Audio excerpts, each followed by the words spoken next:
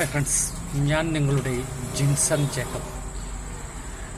Iran Israel സംഘർഷം മൂർച്ഛിച്ച് അതൊരു മൂന്നാം ലോക മഹായുദ്ധത്തിലേക്ക് പോകാനുള്ള സാധ്യതകളുണ്ടോ എന്നുള്ള വിഷയമാണ് സത്യത്തിൽ ഇന്ന് നമ്മൾ കൈകാര്യം ചെയ്യാൻ ആഗ്രഹിക്കുന്നത്. ഒരിക്കലും അങ്ങനെ സംഭവിക്കാതിരിക്കട്ടെ എന്നാണ് പ്രാർത്ഥിക്കുന്നത്.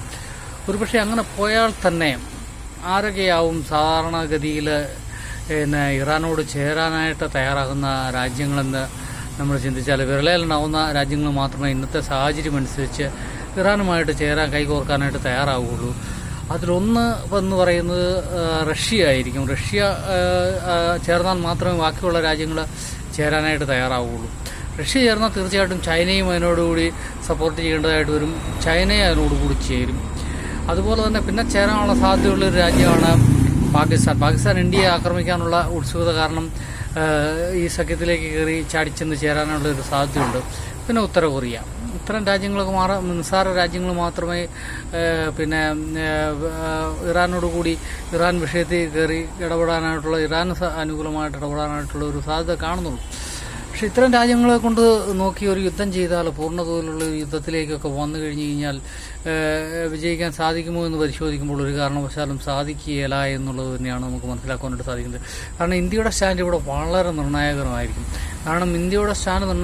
എന്ന് പറയാൻ കാരണം മലാക്ക കടലിടുക്ക് നിയന്ത്രണത്തിൽ ഇന്ത്യക്ക് വരുത്താനായിട്ട് സാധിക്കും. കാരണം എന്നാണെന്നറിയാവോ, ഈ ആൻഡമാൻ നിക്കോബാറിന്റെ ദ്വീപുകളിൽ നിക്കോബാർ ദ്വീപിൽ നിന്ന് കണ്ണെത്താ ദൂരത്താണ് ഈ മലാക്ക കടലിടുക്ക്. മലാക്ക കടലിടുക്ക് കടക്കാതെ ഒരു സൈനിക സന്നാഹത്തിനും ഇന്ത്യയിലേക്ക് വൻതോതിലുള്ള സൈനിക സന്നാഹത്തിന് കടന്നു വരാനായിട്ട് സാധിക്കുന്നില്ല.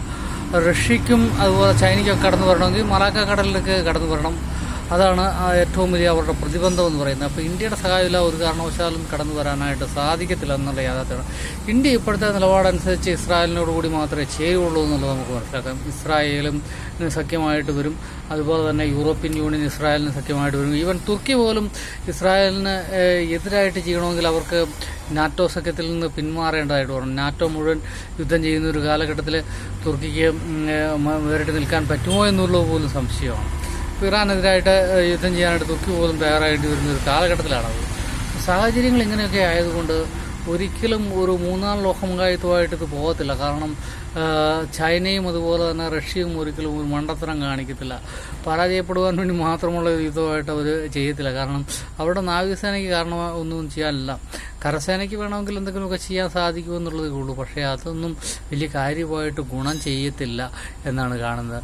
വ്യോമസേന എന്തെങ്കിലും ചെയ്താലും അതൊന്നും ഒരു പ്രയോജനത്തെ വരത്തില്ല.